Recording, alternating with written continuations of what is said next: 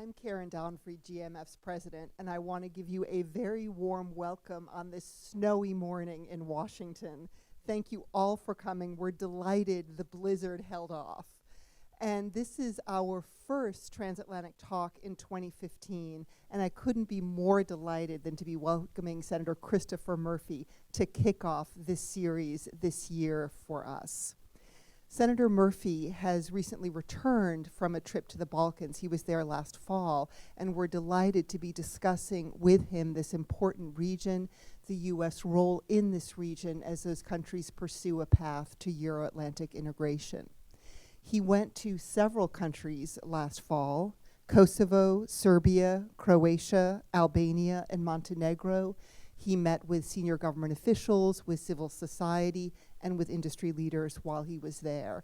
And I'm happy to say that GMF's own Balkan Trust for Democracy hosted Senator Murphy for a lunch discussion while he was in Belgrade. Elected in 2012, Senator Murphy is the junior U.S. Senator for Connecticut. He served as chairman of the Europe Subcommittee on the Senate Foreign Relations Committee in the last Congress. He continues to serve on the Foreign Relations Committee, but now is also on the Appropriations Committee, congratulations, and the Health, Education, Labor, and Pensions Committee.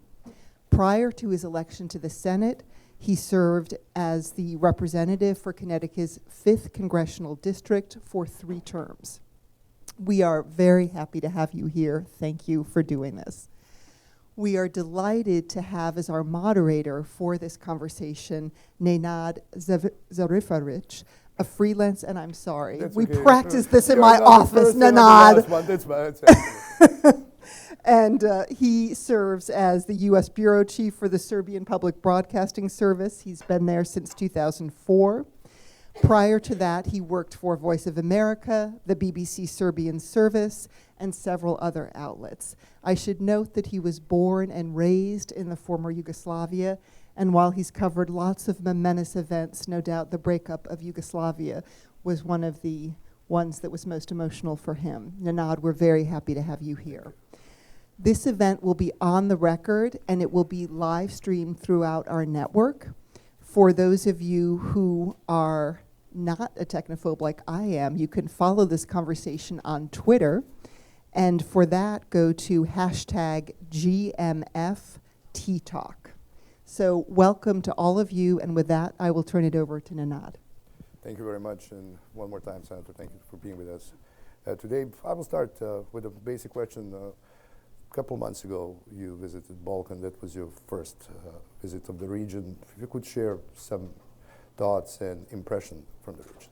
Sure. Well, Nenad, very honored to share the stage with you. Thank you to Karen and all my great friends at GMF for putting this together and for inviting me to kick off this year's circuit. I've enjoyed being the chairman for the last 2 years of the Europe Subcommittee, but my learning curve was steep, and it was GMF and many of the scholars that hang around this place that were amongst those that helped me accelerate what I knew and what I now know. I'd like to also welcome the number of ambassadors who are here today who have been part of that experience for me as well. I had a fascinating week and a half in the Balkan region, and my perspective is pretty simple. If you want to write a pessimistic narrative about the Balkans, you can come back and tell a pessimistic narrative. If you want to write an optimistic narrative about the Balkans, you can come back and write an optimistic narrative. I chose to come back feeling optimistic about the future of that region, but also feeling impassioned about the role that the United States can play in the continued development of the region. I was there during a fascinating week. Literally the first night I was there in Belgrade was the night of the drone incident at the soccer match, the football match between Albania and Serbia, and I got in to see Vučić the next morning. I think I was the first meeting on his schedule after this incident had happened, and as you can imagine, he was full of fire and brimstone. And I got down to Albania several days later, and of course we were talking about the incident throughout the region. As I left Belgrade, Putin was coming in, and for much of our time there, we were greeted by low-flying MiG jets who were, quote unquote, rehearsing for the military parade to happen as we were leaving. But as much as that might give you a slightly troubling narrative about the region, the good news is this. There were small incidences of violence in the wake of that incident at the football match, but they were minor. And what was the story was, frankly, the way in which people peacefully reacted to an incident that had an equivalent happen 10 or 15 or 20 years ago would have been potentially explosive. And while the visit between Edi Rama and Vučić was postponed, it still went forward. And as interesting as it is to talk about the Russian narrative in the region, he didn't get much, Putin, on his visit to Belgrade. He had thought he was going to get a deeper degree of military cooperation. He certainly thought that he was going to get South Stream. And because of the decision that Serbia and others in the region have made to stay on a Euro-Atlantic integration path, they stayed true to that commitment. So there's all sorts of things that we can talk about here today that I think the United States can play a central role in. Clearly, everywhere that you go in the region, you're talking about corruption and you're talking about rule of law. And I met with U.S. companies everywhere that I went, and that was a familiar refrain that they wanted to be in the Balkans. They wanted to make investments there, but they just needed to know that their money was going to be safe. But that's a very different story than the story you would have told 15 years ago when people would be worried about their people being safe. Now we're talking about their money being safe and their investment being safe. And that speaks to how far this region has come in a very long time. So, I'm committed to staying involved in this region for as long as I'm in Congress. There used to be, bursting expertise in Congress on the Balkans because 15 years ago, that's what we were debating every day, was what was our role going to be in the conflicts there. Today, a lot of the interest has not waned in the region, but shifted to Afghanistan and Iraq and China. And so I'm hopeful to continue to play a role, and I hope to be back soon. Yeah, but regardless of significant improvement politically, economically, region still face some open issue. Saying that, I first have in mind the issue of Kosovo. In your opinion, is there any chance to resolve that issue in a way that neither Belgrade or Pristina feel that one side get everything and another side basically left with nothing? I really do. In part because, again, I keep on referencing back to previous points in time, but while we need to put life back into the dialogue between Kosovo and Serbia, the very fact that you have this interim agreement, this temporary agreement in which the Serbian government, while not necessarily officially recognizing Kosovo, is willing to treat them as a co-equal partner is astonishing. Something that we could have never thought would have happened this quickly, again, 5 years ago at the very least. And my impression of at least the current government in Serbia is that they're absolutely committed to normalizing relations with Kosovo. I gave advice to Vučić and Dodić and other people that I saw there that it's not going to get any easier to recognize Kosovo, and so they might as well do it now. But there was no one that I spoke to on either side that didn't have an expectation that the dialogue was going to continue. Now, I was there during a time where there wasn't a government formed yet in Pristina, so that was an excuse for the time being as to why they hadn't gotten back to the table. But now that we have a government in Kosovo, my hopes is that path will continue. But I thought it was astonishing, especially being in Belgrade, the degree to which the political elite there accepted that it was much more important for them to stay on a path to become part of the European Union than it was to continue to focus on old grudges. And I know that the last few steps are going to be the hardest, but I certainly, of all the things I came back maybe optimistic versus pessimistic about or concerned about, this was this struck me as possible. Another question emerged recently, and that is a relationship between Croatia and Serbia. Saying that, I'm thinking about a new elected President, Kolinda Grabar-Kitarovic. During her campaign, and I will quote, she announced her plan to slow down Serbia's efforts to get in the EU, insisting on solving some unresolved issue between two nations. How much can that jeopardize the whole atmosphere in the region, and especially in terms of relations between Belgrade and Zagreb? Well, listen, I think the question of the pace of Serbia's integration and accession into the EU is up to Serbia. I would hope that Croatia, having successfully moved through this process and having advertised since that accession that they were going to be the model for the rest of the region, would stand in support of Serbia's application. But Serbia is going to have to take some very tough steps in order to make their case to the European Union. We know for now the EU has said that they're not interested in any new members in the short term, and so I think Serbia's got time here. Croatia is a different story completely. I think the new administration is there, the new president is there in part because that economy has not seen the fruits of European integration in the way that they had hoped to. So if Croatia's economy improves, if the United States does some things to help Croatia's economy improve, then maybe they are more likely to reach out and be a little bit more munificent towards their neighbors. You mentioned economy. Regardless of economic growth, Balkans still struggle and needs big investment from the West.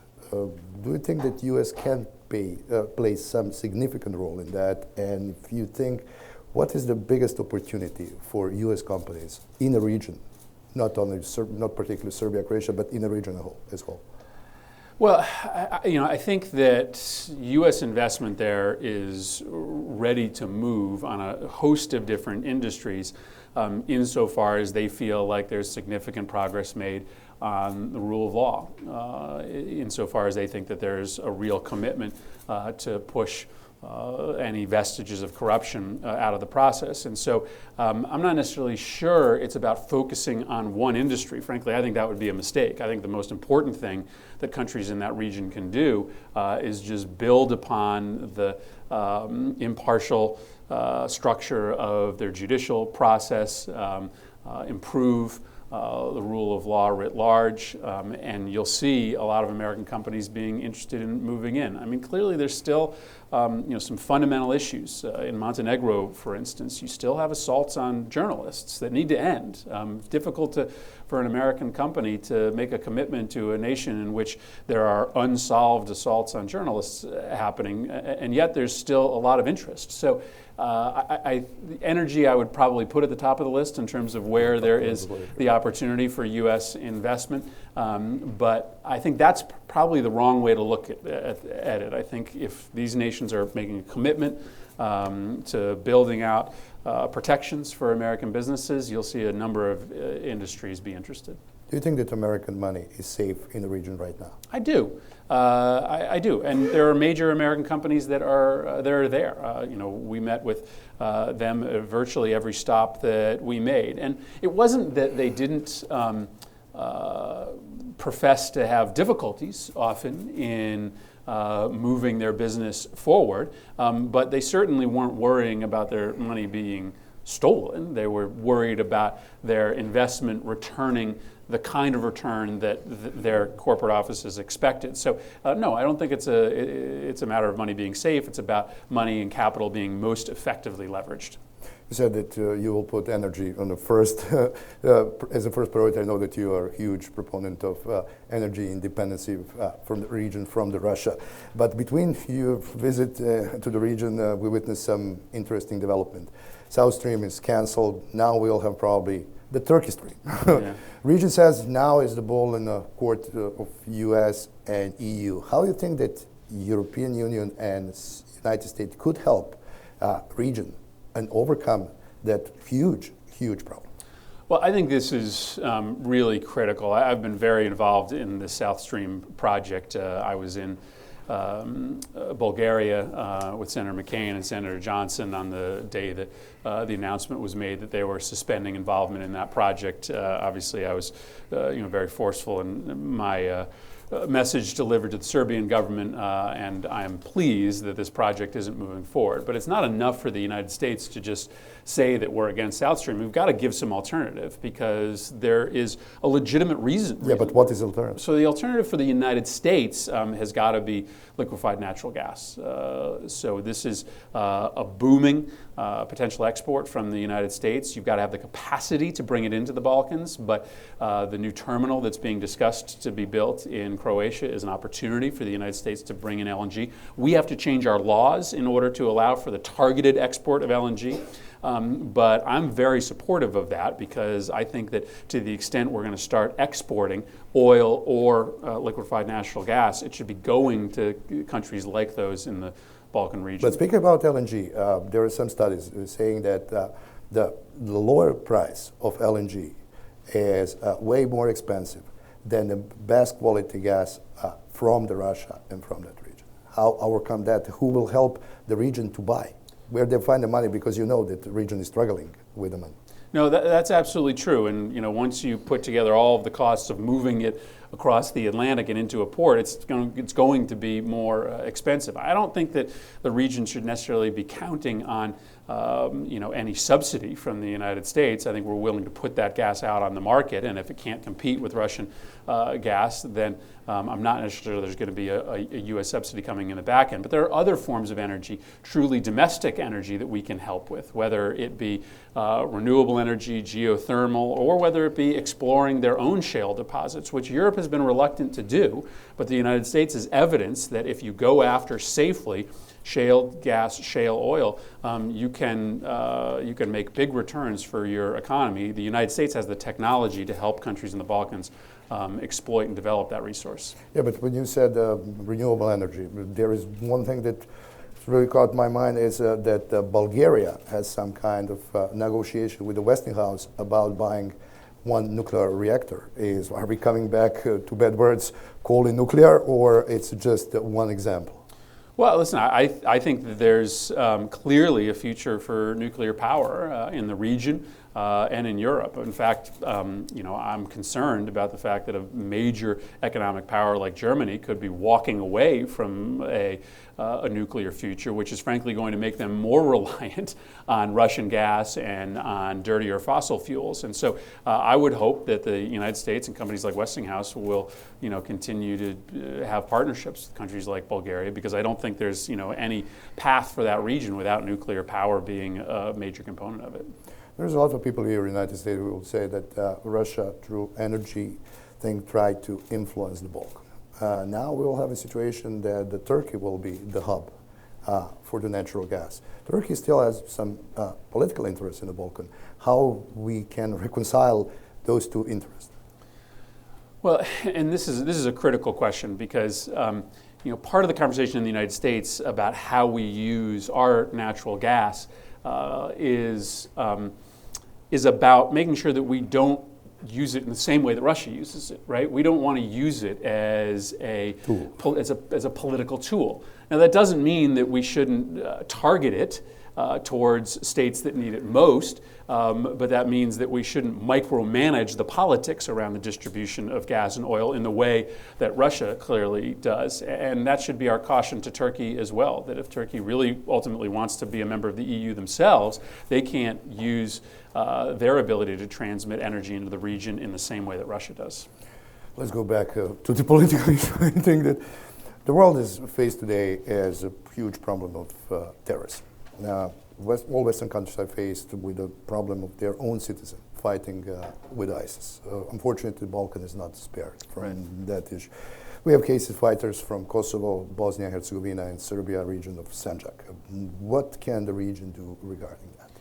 Well, the United States has a lot to say about this because the law enforcement partnerships that we can have with a government like Kosovo is going to be a big part of the story. In Kosovo, which is what I know the most, having been there and having met with President Yayaga, they've made a real commitment to taking on these foreign fighters and the sources They even of adopted them. the law. Yeah, but law enforcement is only half a solution, probably less than half of the solution. The real problem is that in a country like Kosovo, you still have 50% of young men who are out of work. And so if you don't take on the root causes of extremism, if you don't cut off the bulletin board material for these radical imams, then there's no law enforcement that can stop the flow of foreign fighters. So we started talking about the economies of the region. If the United States is doing things to invest in the economies of the region, prompting those countries to do things to improve their economies, that naturally is going to decrease the emphasis and the recruiting rationale of many of these radicals. So the United States should have strong partnerships in the region, especially places like Macedonia and Kosovo, where we know the problem is bigger, to root out these recruiting efforts. But better economies mean less flow into terrorism. Let's talk a little bit about D.C. We are now facing completely different composition of Congress. We have a Republican majority in the House, in the Senate. And I'm just wondering, what do you think, what will be the major foreign policy priorities of the new Congress? Well, the good news is that the Foreign Relations Committee, even over the last 2 years, was one of the few functional committees in the United States Senate. This was a committee that worked together on a bipartisan basis. We passed the Ukrainian assistance legislation. We passed authorization for use of military force against ISIS. The rest of the Congress has not done as well as we have. So I'm hopeful that the committee will still be able to work across the lines. Clearly, the top two issues are what is the Congress's policy towards the ongoing negotiations with Iran over their nuclear future? There are many who want to impose a new round of sanctions or give Congress an extra constitutional responsibility to approve a nuclear deal. I am not amongst them. I believe that we should allow the administration to negotiate without Congress stepping in and potentially blowing up those negotiations. The second issue is the ongoing conversation about the authorization of military force for the fight against ISIS. Senator Corker has made a commitment that that's going to be one of the first few items that he's going to bring before the committee. I think it's an absolute imperative that the United States Congress authorize this new war. It is a war, and thus without our backing, it is not constitutional. So I think those are likely the first two issues. Now, we've seen a flare-up in eastern Ukraine, more than a flare-up. We've seen several hundred die just since the middle of January. I think that means we're going to have to revisit the United States policy towards this conflict in eastern Ukraine. I have come around. This was not my original position, but I now believe that we have got to provide some significantly we've got to provide some significant level of defensive armaments to the Ukrainian military. I think they're at the point where they can operationalize that technology. Hopefully that'll be a big part of our discussion in the coming weeks and months. But with ISIS, Iran, Ukraine, do you think that Congress and administration will have a time for Balkan? Because most of the people says that U.S. is already tired of Balkan, especially with those issues. Do you think that you will find a way to take care of Balkan, at least to show the interest to resolve some issues in the Balkan? Well, I think we are not very good at doing preventative foreign policy. But I've talked to everyone in the administration that I can about what's happening in Serbia and what's happening in Montenegro with respect to Russian designs on increasing their influence. People have scolded me at this comparison, and so I hesitate to make it. But I think there are some interesting things to say about what is happening in Belgrade today and what happened in Kyiv. I'm not suggesting that Vucic's Yanukovych or the two places are substantially similar. But if we don't reach out and engage in a new way with a place like Serbia, if we don't continue to send strong messages on something like South Stream, then ultimately the Serbian government may be presented with a choice by the Russians. You either align with us or you align with them. When Yanukovych got that choice, he decided to align with Russia, and the resulting events ended us up where we are today, a bloody conflict in eastern Ukraine. I'm not suggesting that that's going to happen in Serbia or Montenegro, but if we don't pay attention to this region, if we don't do some simple things like increasing exchange programs, military cooperation, offering NATO membership to a country like Montenegro that's ready, then it just provides reason for Putin to be able to get his hands into governments that are looking for help if they're not getting it from their allies in Europe and the United States. I will stop right now, and I would like to open the floor to the public. I just kindly ask you to state your name, affiliation, and try to be as straight to the point as much you can. Mr. Server, as Daniel Server, Johns Hopkins SACE. It's good to see you again, to see Senator. you. I want to ask you about two things you haven't mentioned. We're coming up on the 20th anniversary of the Dayton Agreements. The British and Germans have launched an effort, a reform effort in Bosnia, clearly intended to block any American effort to change the Constitution, which is what most Americans think is necessary for Bosnia. How do you view that situation? And how do you view the situation in Macedonia, which is also qualified for NATO membership but is blocked by Greece? Yeah. You know, those are the two countries that I did not get to while I was there, and he's always has a gotcha question. No, but it was only for lack of time.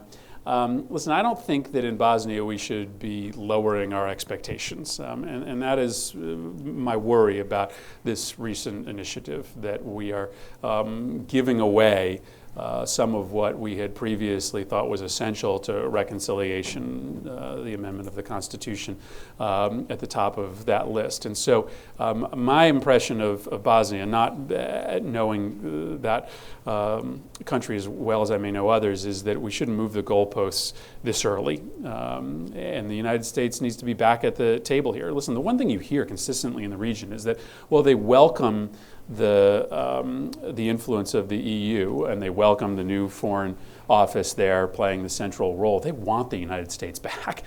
They want the United States continuing to lead. And frankly, they are often frustrated at the mixed messages they get from Europe, that, you know, somebody comes in one day and tells them to do A, and somebody comes in the next day and tells them to do B. And listen, we're guilty of that in the United States as well. But our message and our contact is often much more consistent. So I think the United States needs to be more involved in Bosnia than we are today. You're right, Macedonia is ready, maybe in some ways more ready than Montenegro is, both small countries that aren't adding a lot of capacity to NATO, but I think everyone recognizes that until we get the name issue solved, unlikely they're going to join. But here's, again, the danger of these sort of simmering disputes going unresolved. Macedonia early on was the success story of the region, making faster progress than any other country in terms of rule of law and commitment to free speech. They've backslid significantly over the last several years. And not that there's an excuse for that, but when they do everything that they think they're supposed to do in order to join these institutions. They felt that the UA left them. Yeah, and right, and so and listen, there is a significant barrier that can't go unavoided, but it just shows you that patience is not infinite in that region, and so we've got to put pressure on the Macedonians to get their trajectory back on the right ascent, but we've got to, again, through American leadership, put more emphasis on this conflict with Greece. Yes, please. Yes. Thank you. I'm Robert Benjamin with the National Democratic Institute. Senator, thank you very much for your comments and leadership on this issue. I wanted to get your impression on the, if you will, domestic political health of the places that you visited. We see quite a bit of political breakdown coming off of elections that were controversial or legislative processes that get stuck. You find that governments are, using their power to pass laws in urgent procedure, in some cases change the Constitution, without much of debate. And on the other side, opposition are a bit at sea. They're walking out of Parliament and they're saying our strategy or our policy is to bring this government down without really any much of an opposition or alternate program. And I was wondering, as a senator, as a politician, did you have a sort of qualitative impression about politics in the region? And was there any particular impressions that the trip gave you? Thank you. Again, this is that perfect example of a narrative that can go, either in a very pessimistic or optimistic way. Listen, I think you have to. I think you have to be reasonable about what you expect of young democracies. Right? We weren't a terribly efficient democracy in our early years. I mean, nobody's particularly proud of things like the Alien Sedition Acts, which are totally anathema to what we today think of American democracy and free speech. And so I think we should applaud the region for the progress they've made and just continue to help them move through the process of becoming more mature democratic institutions. I was in Albania and I met with the opposition, and I told them that we have the same deep disagreements that you do with your government, but we would never consider walking out on the United States Senate. We stay and we fight our battle and we ultimately win. That you don't get anywhere by packing up your ball and going home. But I think it takes a little while to get to that point where you understand the right and the wrong ways to interact with power. Similarly, there's responsibilities that come with power that have not fully been recognized in the region, and it's different from country to country. But again, I think the trend line, with some exceptions, is headed in the right direction. But again, if the United States pulls out. And listen, that's what we're doing in some of these places. Let's be honest. I mean, you talk about the footprint we had in Belgrade today versus what we had 4 or 5 years ago. It's fundamentally different. If the United States decides to pull out USAID, decides to end some of these partnerships, then you're going to see less pressure for opposition and leadership politics to get better. So again, I didn't think there was anything revolutionary that the United States needed to do when I came back. It just needs to stay invested, and it's a pittance of money to just continue to run exchange programs in these countries in the way that we have compared to what we're spending in places not very far away. Yes, please. Second row. Yes, sir. I will you. Meto Koloski, UMD. Thank you, Senator. Good to see you again. And I want to commend you on Opportunity Eastern Europe, the conference that you held in Connecticut. I think this is a model, and I wish that more senators and more U.S. government officials would take to try to bring U.S. investments back to Eastern Europe, particularly the Balkans. I want to go back to Macedonia a little bit and sort of ask your opinion on, I guess, the recent Greek elections that were held yesterday. A new leader was elected, first time not among the several political families that have run the country over the last 40 years, but and sort of what's the message that you would like to send to them on Macedonia and leadership in the region, particularly with their pledges that they want to get every country in the region to join the European Union and NATO by 2014, and that's no longer the case. So thanks. I should have mentioned this conference, by the way, in response to your question about the future of U.S. engagement in the region. So some people were here. Ambassador was there. We held a conference in the sort of New York suburbs of Connecticut about business investment in the Balkans and in Eastern Europe, and it was a capacity crowd. Karen was wonderful enough to join us as well, and we had enormous interest from businesses throughout New York, Connecticut, in fact, the whole tri-state region, who wanted to learn more about the region and how they could be part of the economic growth there. So that, to me, almost more than anything else, spoke to me about what the potential is there. Listen, this is going to be a fascinating time in Greece with a new government, but also with this new quantitative easing being proposed by the European Central Bank. And there's some real concern that, well, it's no doubt the right thing to do economically for the continent and for Greece and Spain and France and Portugal. There's worry that it will sort of take the political imperative off some of these countries to come to the table and solve other issues on their borders. And so, again, it's just another reason for the United States to stay engaged. But it's hard to get some of these conflicts solved if there's an impression that the EU and NATO are shut down. So Greece can kind of sit by and say, well, why do we need to come to the table and solve this the EU and NATO have, basically given signals that they're not open for business. And so, again, you've got to continue the open door in NATO. You've got to be accepting of new membership and facilitating accession applications in the EU if you want to reach out and use opportunities like this with a new government in Greece to get some of these conflicts solved. Matt, you can just bring it. Lena Poptodorova, the ambassador of Bulgaria. Thank you, Senator, for remembering your visit to my country, but I should say that it's high time to come back. Yeah. You were in a different political time in the country. We have a new government. We had a rather contested election and an entirely new period ahead of us. We had a great visit by Secretary Kerry, which just a week ago, 10 days ago. So that outlines a number of areas where the US Congress needs to step in.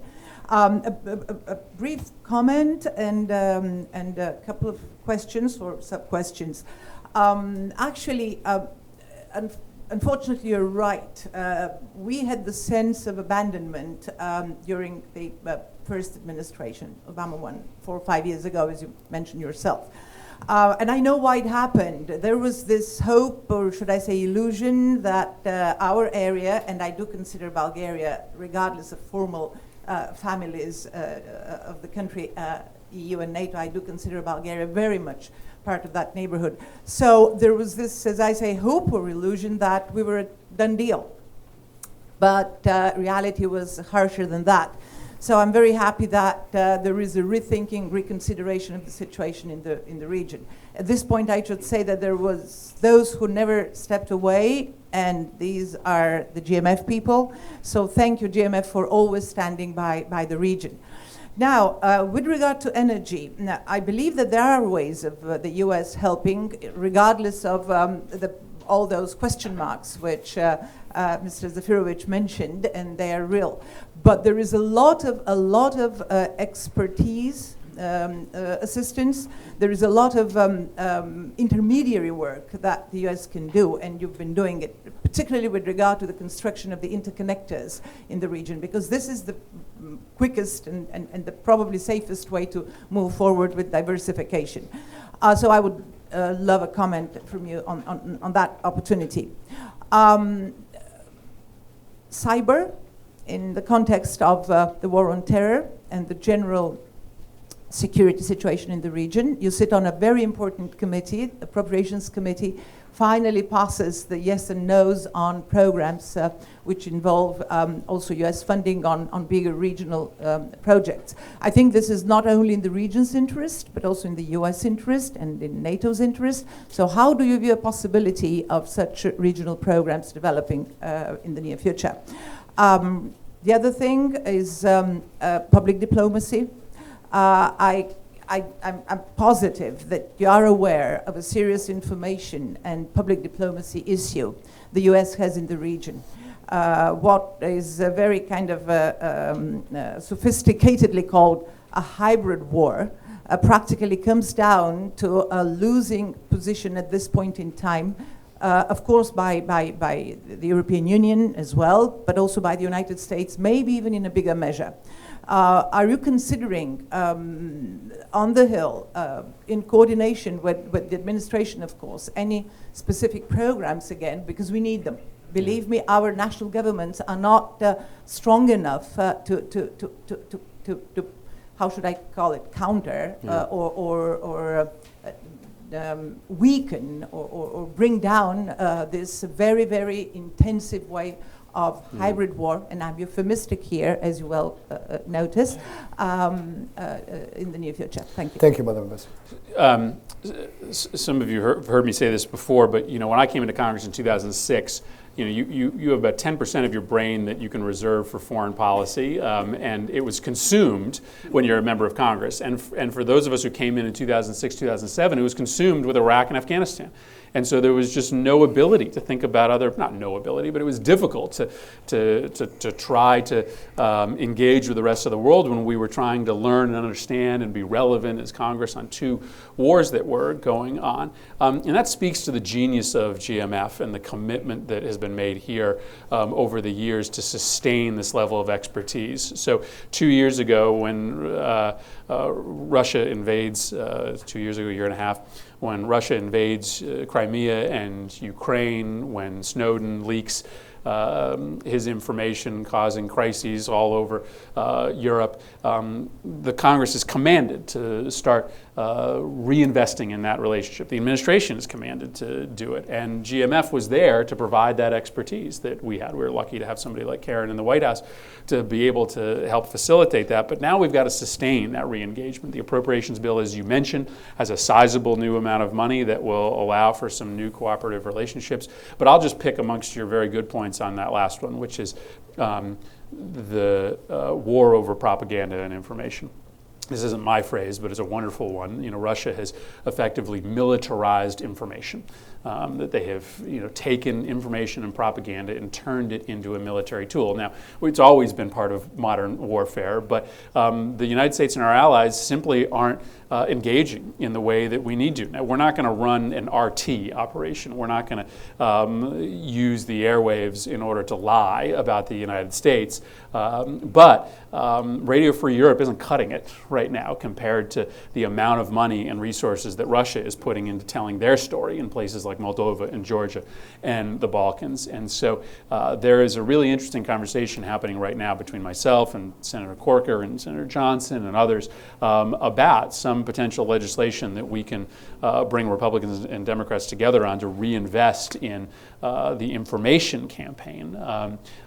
All we have to do is tell true and accurate information, correct the falsehoods that are being built up by the Russian propaganda machine, and we'll do just fine. But we're just not putting the resources in today that we should. And this is something that both parties can work together on. Another question. Vladimir Jovic at Serbian Strategy Affair. First, I would like to thank GMF and Senator for this event, and I would also like especially to thank Senator for his engagement in our region. Well, having in mind some of our previous exchanges, Senator pretty much knows where I'm going to go. And it's going to be more a comment than a question. It's this, in a way, for us, not quite appropriate comparison with Ukraine. We had this before, and we think that maybe it's not that good to use this parallel, especially in Balkans and especially in Serbian case, having in mind that our country is, unlike Ukraine, is essentially a different position. We are acceding country. We're a country that have already started the negotiations. We have pretty much very clear framework and clear aim when it comes to this. But at the same time, you pointed, and I would like to finish with that one very interesting thing, and that is what's going to happen between now and the moment of the enlargement, which will take some time. So how these 5, 7, 10, or 15 years are going to be used, it's probably going to be crucial. So in that sense, I continue to disagree, as I said in some previous occasions, with your parallel, but at the same time agree that this essential point of having engagement and seeing what happens and what both sides do, meaning both the regional countries and some other interlocutors, is going to be essential when it comes to the future of the region. Thank you. To give you credit, when I said that, I've been scolded for using that comparison. I meant by you. Yeah. So, I think this is transparency between our bilateral relations. no, and I guess I only use that very coarse comparison as a challenge to the United States, not as a challenge to Serbia, because I want to wake my country up as to why we need to engage in the region, and in particular in Serbia. But you're right, this is going to be a long period of time between now and then. And we have the opportunity during that time to effectively create a new paradigm, because we can't ultimately live in a world in which countries along the border or in the general region of Russia have to choose between an economic and political alignment in Russia and an economic and political alignment with the EU and the United States. And right now, Putin is not allowing for those two goals to be interdependent, and so it's difficult. But we have got to be able to forge a relationship with Russia in which a country like Serbia can have a relationship with Russia, can do economic and political deals with that country, but can also be a member of the European Union. Clearly that choice wasn't, and to this day still isn't available to Ukraine, and we continue to try to work that out. But no, you're right. It's not a fantastic comparison, but I'm trying to get people here to understand that Russia's not going away, that they are going to continue to push and to prod. In Montenegro, listen, in Montenegro, their offer, and this is public reporting, is multiple billions of dollars in a new military base on the coast. For a country that is in dire straits economically, that's tough to say no to, and yet they are. They are saying no to it consistently because they want to be part of NATO, because they want to be part of the European Union. And so to continue to say no to billions of dollars of investment in Russia, well, your partner that you're supposedly doing deals with isn't saying yes, that's a tough and arguably unsustainable position to be in the long run. So that's what my point is really about. We're trying to wake people up here, especially with respect to NATO, that we have more control over than we do European Union accession, which is not our business, that we've got to change our policies. We have representative of media, Jela Evremović, Serbian service. Yeah, this I apologize. I would like to ask two questions. One Can you give a mic? The stabilizing the Balkans was a Euro-Atlantic enterprise, and the European Union currently is going through some tough times, economically and politically. How do you see the relationship between the United States and the European Union at this point in resuming a joint effort in the Balkans? And what are the pitfalls for the area? That would be the second question. Sure. Well, I think the potential and the intention are very strong, and I think the new fund that we've launched within the Appropriations Committee shows the United States Congress commitment to giving the State Department and the Department of Defense the resources to create some of these new partnerships.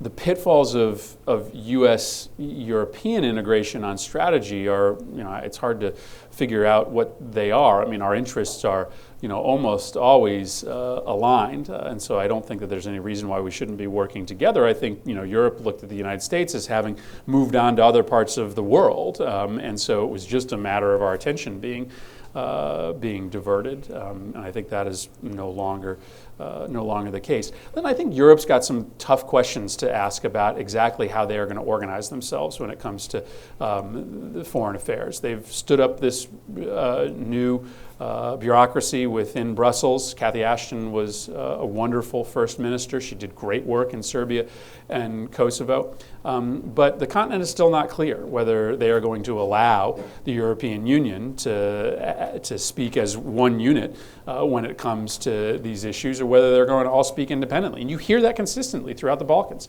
In Montenegro, I remember very specifically Đukanović telling me, listen, the EU comes in here and tells me to do one thing. Then somebody from Germany comes in and tells me to do something different. Then somebody from France comes in here and tells me to do something different. What am I supposed to do?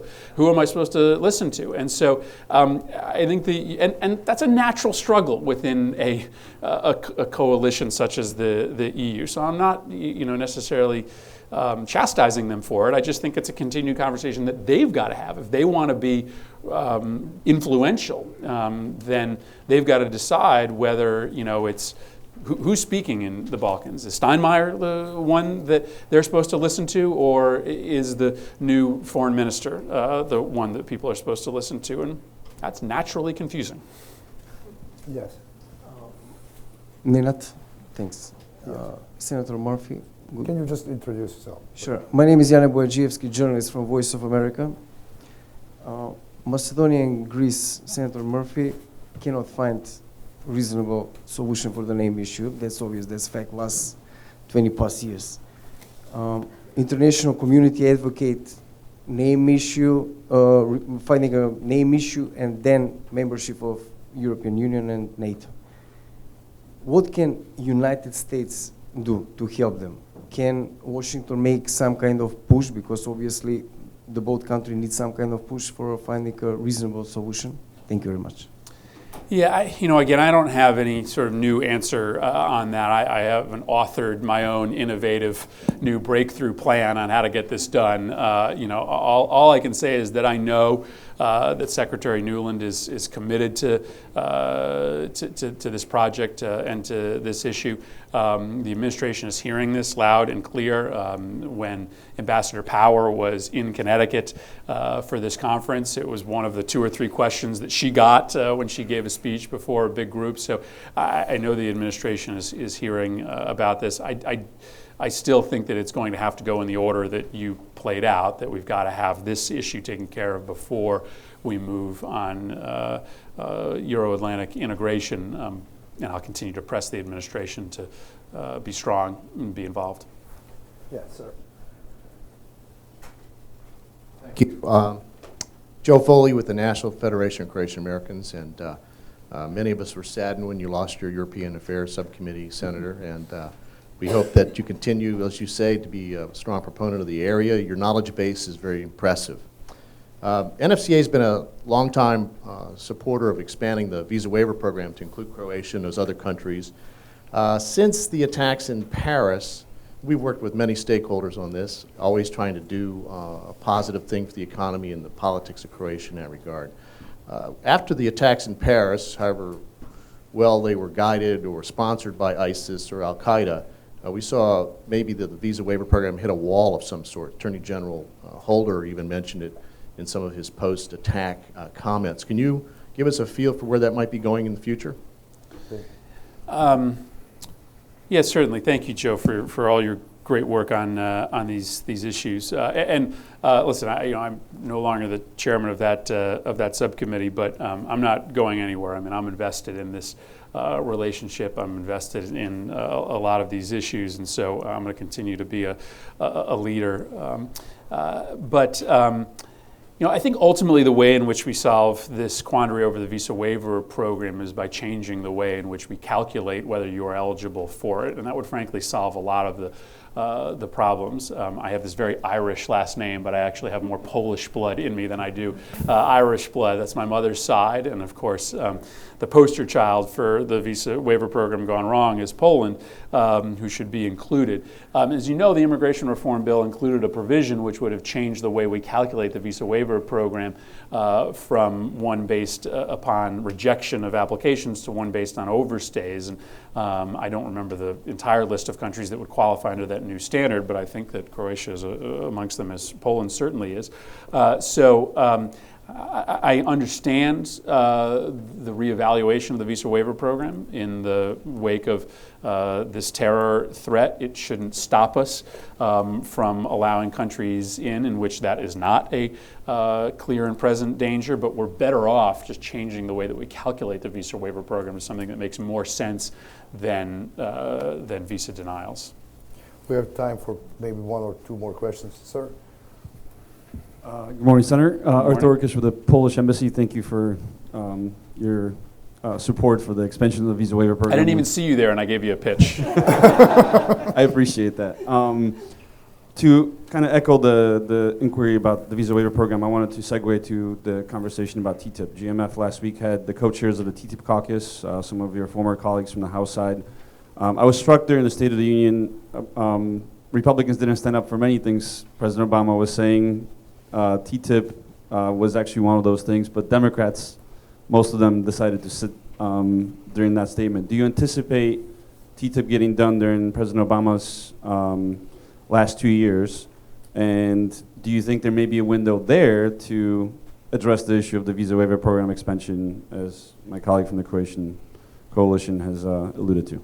Yeah, I think that's a potential. I think Democrats are much more lukewarm on TTP than they are on TTIP, and so to the extent that you, and also on the notion of fast track. So I think if you see a lack of enthusiasm from Democrats on trade, I wouldn't read that as a lack of enthusiasm on TTIP. In part because, and I'm a primary example of that, right? I mean,